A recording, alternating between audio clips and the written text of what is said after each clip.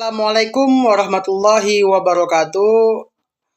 Hamdan wa syukron lillah, salatan wa salaman ala rasulillah, amma ba'du.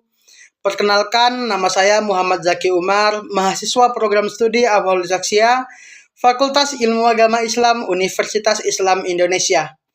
Baik, sebelumnya di sini saya akan menjelaskan mengenai analisis sistem pay letter dalam perspektif hukum Islam ataupun dalam pandangan syariat Islam gitu.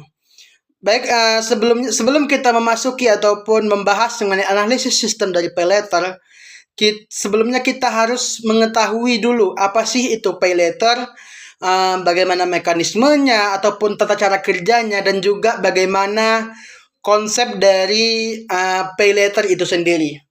Nah, baik, mungkin langsung saja. Pertama itu dari pengertiannya, pengertian secara bahasa pay letter.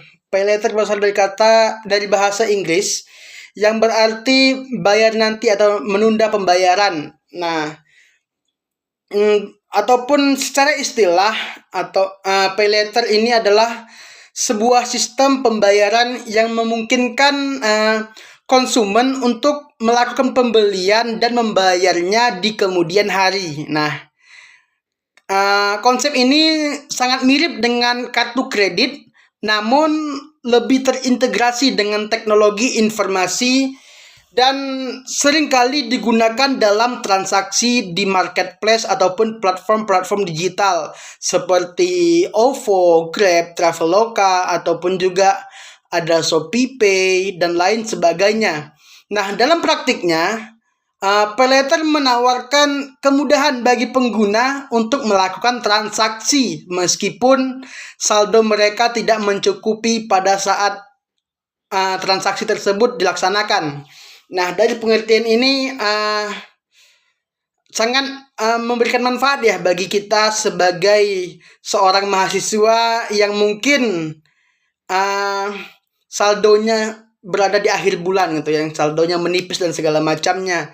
Nah, jadi secara garis umum ini sangat bermanfaat bagi mahasiswa ketika berada dalam masa-masa akhir bulan gitu. Nah, namun di sini kita perlu mengetahui terlebih dahulu sebelum melaksanakan transaksi pay letter tersebut. Kita harus mengetahui cara kerja dan mekanisme dari dari pay letter tersebut.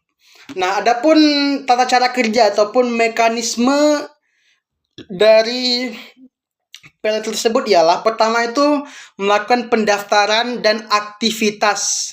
Nah, pengguna harus mendaftarkan untuk layanan pay letter melalui aplikasi atau situs web penyedia layanan seperti misalnya Grab dan Traveloka. Nah, di sini kita lebih membahas mengenai ke Grab atau Traveloka gitu.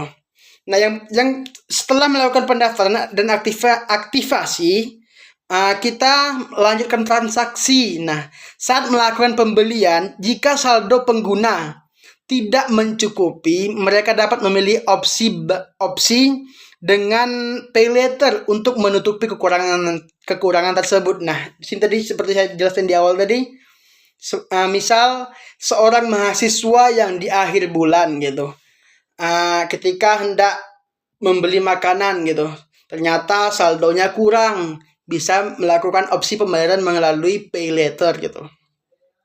Nah, terus yang ketiga ya, pembayarannya. Mekanisme yang ketiga itu pembayarannya. Setelah menggunakan pay letter, pengguna memiliki kewajiban untuk membayar jumlah yang terutang dalam periode yang telah ditentukan. Nah, di sini seringkali dengan tambahan biaya ataupun bunga. Dalam Islam disebut dengan riba. Nah, setelah itu kita harus mengetahuinya lagi. Setelah kita tahu bagaimana cara penerapannya, cara kerjanya dan mekanismenya, kita juga harus tahu penerapan di marketplace itu seperti apa. Nah, contoh penerapannya yang pertama kita ambil dari Grab atau Grab itu biasanya dilakukan dengan pembayaran OVO Pay Letter. Nah, di sini pengguna dapat memesan layanan transportasi ataupun makanan melalui Grab. Nah, di sini jika saldo OVO tidak mencukupi penggunaan dapat menggunakan pay later untuk melunasi kekurangan tersebut. Nah, biaya yang dikenakan biasanya di dalam pay later itu terdapat biaya tambahan yang dikenakan sebesar 2.000 per hari. Nah, selanjutnya itu ada di Traveloka. Nah, Traveloka di sini menawarkan fasilitas pembayaran untuk perjalanan dan akomodasi dengan opsinya bayar nanti, bayar pay later tadi. Nah, di sini bunga cicilan yang diberikan oleh Traveloka itu kisaran 2,14% sampai dengan 4,78% per bulan diterapkan pada transaksi Traveloka tersebut. Nah, selanjutnya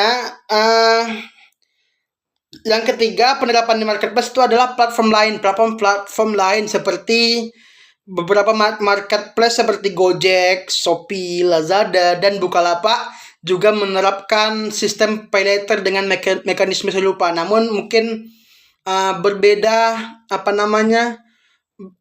bunga yang diberikan ataupun biaya tambahan yang diberikan dari setiap marketplace yang ada.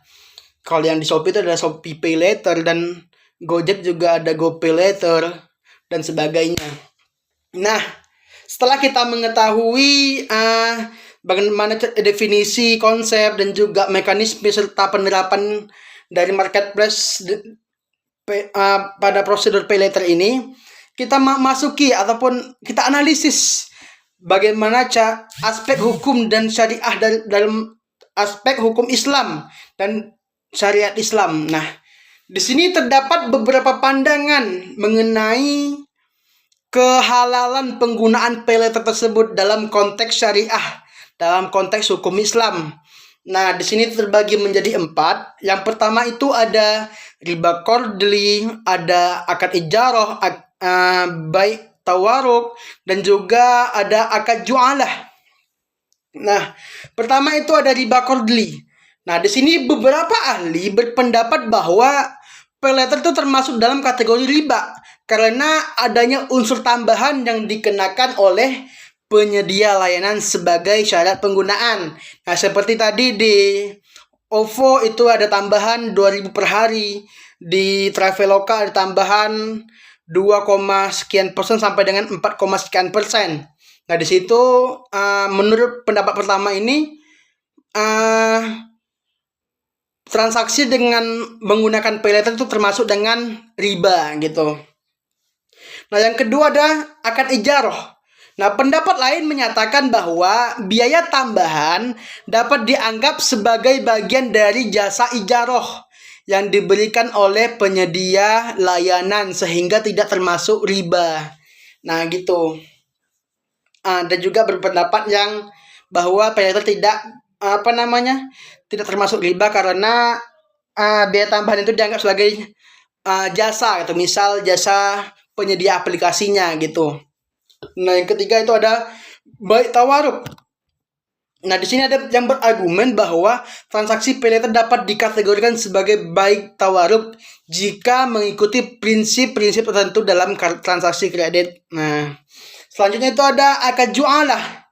Beberapa ulama menyarankan bahwa akad ju'alah atau sayembara bisa diterapkan dalam konteks pay later jika ada kesepakatan jelas mengenai biaya jasa tadi, seperti biaya jasa aplikasi tersebut, pengadaan aplikasi. Nah, dari beberapa aspek tersebut ada yang mengkiaskan dengan jasa, penyedia jasa dan lain sebagainya, dan ada juga yang berpendapat bahwa itu sebuah riba dan diharamkannya transaksi pay later tersebut.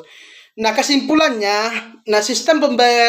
sistem pembayaran dengan pay later menawarkan kemudahan dalam transaksi di marketplace dengan opsi pembayaran di kemudian hari.